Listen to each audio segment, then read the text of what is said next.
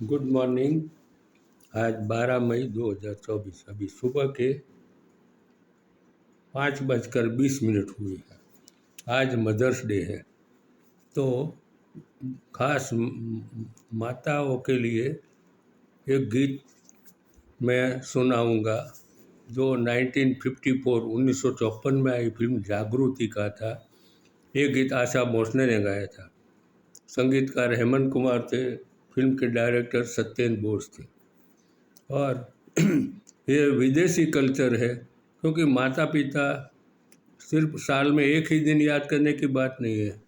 माता पिता तो हर दिन हर रोज़ अपने दिल में रखने की बात है। और मेरे तो माता पिता है ही नहीं, गुजर गए हैं। और गीत मुझे बहुत मेरे दिल की आवाज़ है, सुनो। चलो चले माँ सपनों के गांव में, कांटों से दूर कहीं फूलों की छाँव में।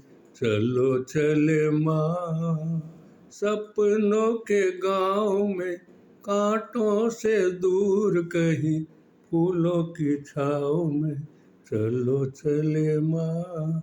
पूरा नहीं, इतना ही गाऊंगा। और इसके साथ मेरे 917 917 917 इतने गीत हो गए। Thank you.